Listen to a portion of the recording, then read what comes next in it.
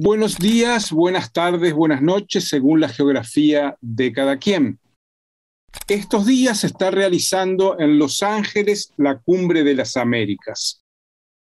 Ha sido muy publicitada, como ustedes saben. Estados Unidos decidió desde un principio no invitar a Cuba, a Nicaragua y a Venezuela con el argumento de que no son democracias. Puede tener razón de que no sean democracias, pero no ese es el tema. ¿Quién es Estados Unidos para excluir, porque lo organiza Estados Unidos, porque esta vez se realiza en Los Ángeles? ¿Quién es Estados Unidos para excluir a nadie? Desde el principio, varios presidentes anunciaron que no iban a ir si había exclusiones. En total son 8 presidentes los que no van, aparte de los 3 que no fueron invitados. López Obrador tampoco fue. No fue Luis Arce Catacora, el presidente de Bolivia. No fueron los presidentes de Guatemala y de El Salvador. Bueno, en total 8 presidentes que no fueron. Y además se armó una polémica en torno a esto, con situaciones complejas, porque hay una deslegitimación de la cumbre por estas ausencias. Cuando digo que hay presidentes que no fueron, como el López Obrador, no estoy diciendo que México no fue, ¿verdad? Como protesta, López Obrador dijo: yo no voy. Y ahí se armó una polémica que hoy viene reflejada en los medios. Hoy es miércoles 8 y me parece que esto es importante. Algunos senadores de Estados Unidos, como Ted Cruz y Marco Rubio, le dijeron a López Obrador que le dejó el campo libre al narcotráfico, algo grave realmente en México, y que protege a dictaduras. Y la respuesta de López Obrador en la mañanera de hoy fue muy dura. Dice: tengo pruebas de que el señor Ted Cruz, senador de Texas, que obtiene su voto entre los hispanos, tengo pruebas de que él le han dado dinero a los fabricantes de armas, ¿verdad?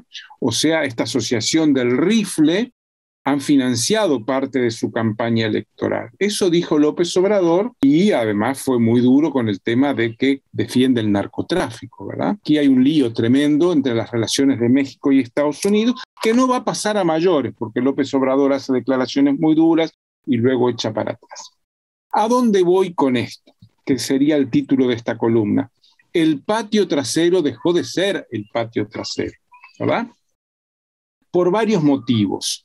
Hay 3 países, los mencionados, Cuba, Venezuela, Nicaragua, que están claramente enfrentados a Estados Unidos, y hay cada vez más países, y este es el segundo aspecto, que sin estar enfrentados a Estados Unidos frontalmente.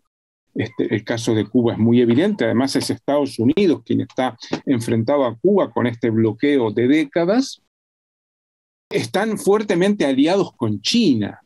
China es el primer socio comercial de la mayoría de los países de la región, pese a las presiones de Estados Unidos para que no negocien con China. China es el primer socio comercial de Brasil. Y acá hay una historia muy interesante. En la historia de Brasil, desde la independencia, el primer socio comercial fue Gran Bretaña, en la época de la hegemonía británica en el mundo. A principios del siglo XX, 1910 por ahí, hay un cambio y el principal socio comercial de Brasil pasa a ser Estados Unidos, y un siglo después pasa a ser China. Y esto es un cambio importante porque anuncia las hegemonías globales. En mi país, Uruguay, que es un pequeño país de 3 millones, siempre fue un gran exportador a Estados Unidos y a la Unión Europea. Desde hace 6, 7 años, el principal mercado de Uruguay es China, ¿verdad? Y hoy Uruguay no podría prescindir de las exportaciones a China. Y voy a decir algo más. Hace pocos días el dólar, como en toda la región, está bajando. Un connotado economista uruguayo dijo: no, para Uruguay más importante que mirar el dólar es mirar el yuan, la moneda china. ¿Por qué? Porque ahí van nuestras exportaciones. Entonces acá estamos en una situación de cambio histórico.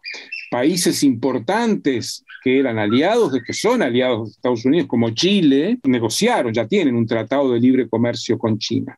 O sea, lo que fue el patio trasero, que en muchos modos, sobre todo en el militar, sigue siéndolo, bueno, está en una situación de cambios importantes. Incluso el país donde están ustedes, Colombia, está viviendo cambios importantes. No sabemos qué va a pasar en las elecciones del 19 de junio, pero en todo caso, su aliado histórico, el uribismo, ya no es el partido que gobierna. Lo que no quiere decir que la cultura uribista, la cultura traqueta, no vaya a continuar. Eso va mucho más lejos que quien esté en el gobierno. Incluso puede estar la izquierda en el gobierno y la cultura traqueta puede seguir siendo hegemónica en la sociedad. Y esto es un tema muy profundo que no depende de los gobiernos, porque los comportamientos humanos no son digitados por los gobiernos, aunque puedan influir en ellos. Entonces, en resumen, el patio trasero ya no es el patio trasero. No quiere decir que esté toda la región fuera del control de Estados Unidos, ni mucho menos. Sí quiere decir que la tranquilidad con la que Estados Unidos dominaba la región, hoy en día está cambiando. ¿Hacia dónde va a cambiar? No tengo la menor duda que hacia una diversificación de las relaciones.